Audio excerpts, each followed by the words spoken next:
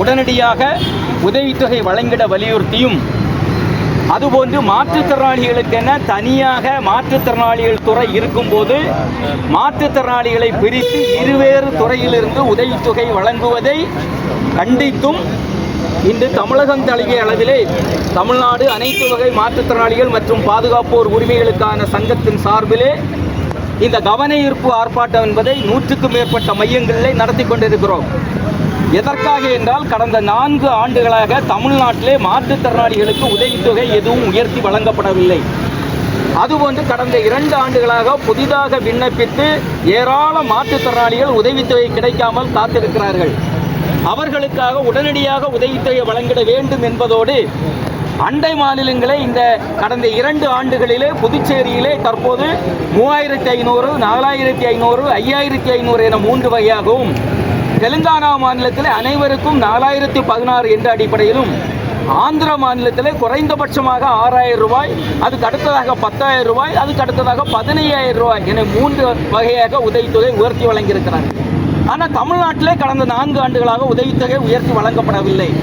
அப்போ ஆந்திராவை விட இன்னைக்கு தமிழ்நாட்டுடைய தனிநபர் வருவாய் என்பது அதிகமாக இருக்கிறது. இன்னைக்கு ஜிடிபியில் தமிழ்நாடு 2வது இடத்துல இருக்கிறது, ஆந்திரா 8வது இடத்துல இருக்கிறது.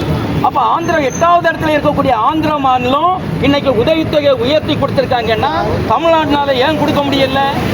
ஆனால் நிச்சயமாக கொடுக்க முடியும். மனம் இல்லை என்பதுதான் அர்த்தம். இப்போ புதிதாக கடந்த ஆட்சி காலத்திலே நாங்கள் இந்த உதவித்தொகை உயர்வுக்காக ஏராளமான போராட்டங்களை கடந்த 3 ஆண்டுகளிலே 8க்கும் மேற்பட்ட போராட்டங்களை மாநில அளவில் நடத்தியிருக்கோம். புதிய அரசு பதவியேற்ற பிறகு கடந்த ஜூன் 2ஆம் தேதி தமிழக முதலமைச்சர் அவர்களை நாங்கள் மாநில நிர்வாகிகள் சென்னை கோட்டையிலே சென்று அவரை சந்தித்து எங்களுடைய இந்த உதவித்தொகை உயர்வுக்கான கோரிக்கையை முன்வைத்தோம். குறைந்தபட்சம் நீங்கள் பட்ஜெட்டின் போதாவது உதவித்தொகை உயர்த்தி வழங்க வேண்டும் என்று அறிவித்தோம். அவர் கேட்டிருந்தோம், அவரும் தலையசைத்தார்கள். ஆனால் இந்த பட்ஜெட்டின் போது இந்த உதவித்தொகை சம்பந்தமான எந்த விதமான அறிவிப்பும் வெளியிடப்படவில்லை. எனவே தான் வரக்கூடிய 31ஆம் தேதி மாற்றுத்திறனாளிகளுக்கான மானிய கோரிக்கை நடைபெறுகிறது.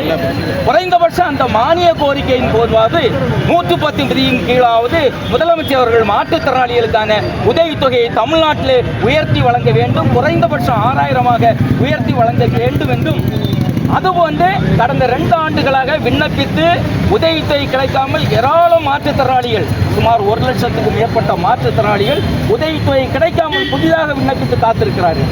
அவர்களுக்கு உதவித்தொகை உடனடியாக வழங்க வேண்டும் என்றும், அதுபோன்று மாற்றுத்திறனாளிகளுக்கென தனியாக துறை இருக்கும்போது ஏன் 2 துறை வழியாக இந்த உதவித்தொகை வழங்கணும்? மாற்றுத்திறனாளிகள் துறை, அதுவும் குறிப்பாக முதலமைச்சர்கிட்ட இருக்கிறது மாற்றுத்திறனாளிகள் துறை. அப்படி இருக்கும்போது வருவாய்த்துறை மூலமாகவும் மாற்றுத்திறனாளி துறை மூலமாக வழங்கக்கூடிய இந்த இருவேறு துறைகள் மூலம் வழங்கக்கூடிய உதவித்தொகையை மாற்றுத்திறனாளி துறை மூலமாக மட்டுமே வழங்க வேண்டும் என்ற கோரிக்கை வலியுறுத்தியும், அதுபோன்று நேற்றைய தினம் பார்த்தீங்கன்னு சொன்னால் இன்னைக்கு பேருந்தில் இலவச பேருந்து மகளிருக்கு அறிவிச்சிருக்காங்க.